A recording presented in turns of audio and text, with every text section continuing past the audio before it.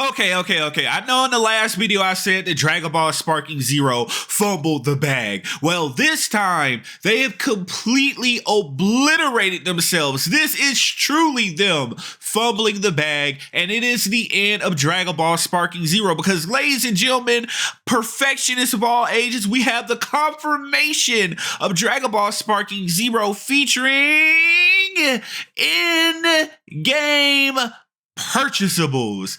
Yes, you heard that right, ladies and gentlemen. Sparking Zero is going to have in-game purchasables. Now, half of you are like, you're sinking your head in disappointment, but there is a fair amount of you out there that are still scratching your head. You're not in the know. So I'm going to take the time to explain why that's the worst possible thing to happen to this game.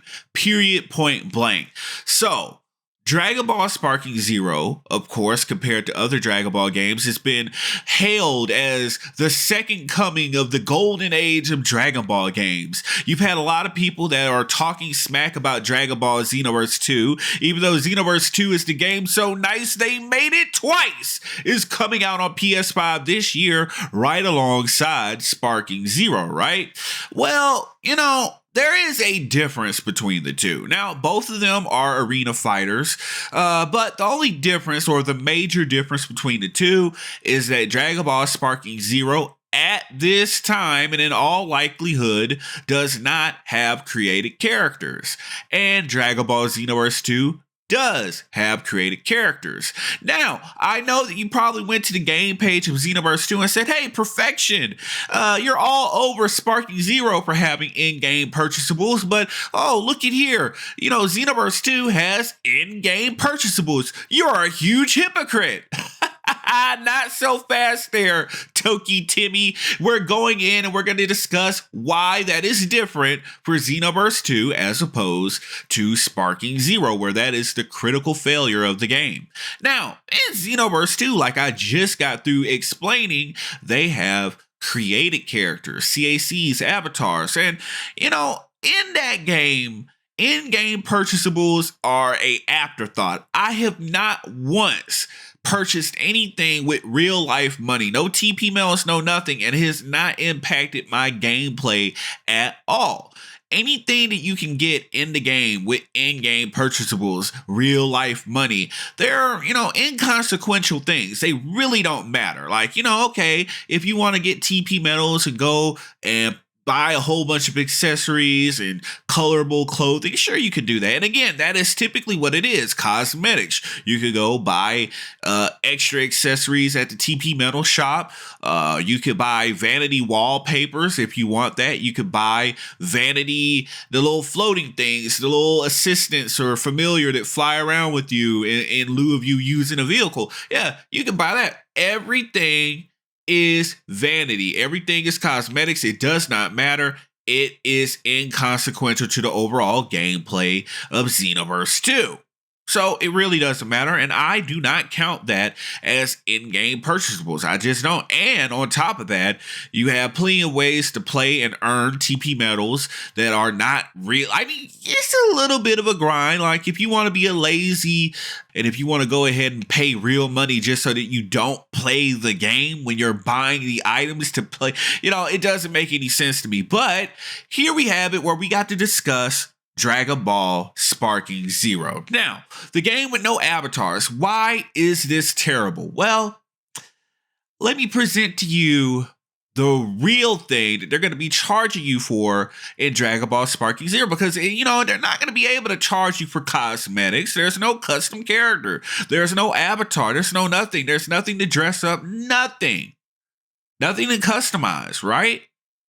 So, what are they going to be making you buy in Dragon Ball Sparking Zero? Well, ladies and gentlemen, I introduce to you Exhibit A, the Patara system from BT3. Now, in my footage collection, for content here on the channel, I not once really touched the custom system of the game. I've been playing everything normal and noticing that all the CPUs, it's like all of them have blue health normally. I don't know what that's about. But there is a customization system in Dragon Ball Budokai Tenkaichi 3. And it slipped my mind. Now, I do remember that you were able to customize things like auras or whatnot, but I did not. I completely forgot about them having a custom system. I remember them having like a fusion system to summon rare characters. Like I remember you had to get Patara in Tenkaichi 2 to unlock Super 17 somehow, and that's how you unlock the movie and special characters. But in BT3, it is full blown the Patara system. Right? And what the Patara system does in BT3 and Sparking Zero is that it increases your stats depending upon the Patara that you buy. So you can get a +5 Patara and you have more health, you have more defense, more special attack, more speed, etc., so on and so forth. So you enter pay to win territory. So let's say that you play the story missions and you get all the low tier unimportant Pataras, but in the in-game purchasable section, you could buy all the super powerful ones. Let's say that, you can get +5, but you got an in-game purchasable that is a +20 health. Let's say that you have only a +2 attack, that, that's the only unlockable, that you can't get anything higher than that. Let's say that they decide to put +10 attack or +30 attack in the in-game purchasable section. Let's say that you're thinking that you're going to unlock custom auras. And again, that's cosmetic. But again, they're going to be attaching statistics to it. Like it's going to be, they know what people care about. They know that people, if it's just auras, they won't buy it, right?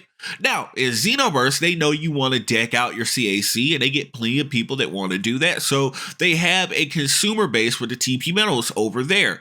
There are actually people that buy TP metals. I don't know anybody that does that, but apparently there are people who do it.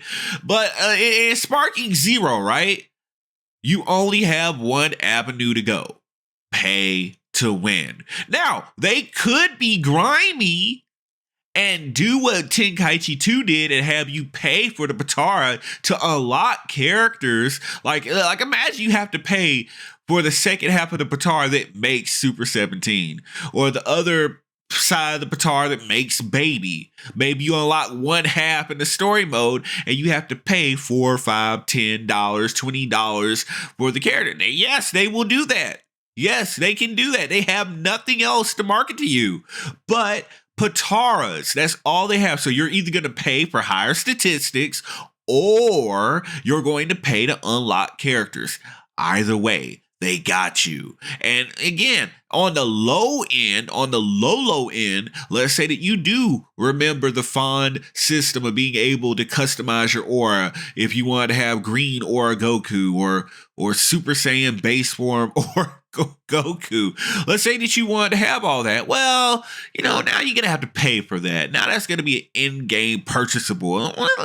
Let's say we charge you $10 per character, because again, they're not going to make it easy for you. They're not going to be fair and charge you once for the aura. You can just slap it on any character in the game. No, you're going to pay for every single character to have different Patara, because that's how the system worked. In BT3, you couldn't just unlock a Patara once. You had to go and make it again and make it again and make it again. I'm remembering. It's jogging my memory, because I remember as a kid playing the game late nights, and if I wanted to have all my sets right, I had to go and play the story mission and grind a story mission and grind the DBZ simulator system that they had, where you had to take the Tenkaichi 2 disc and put it in and get extra stuff and the missions in that. That's how you unlock other Patara.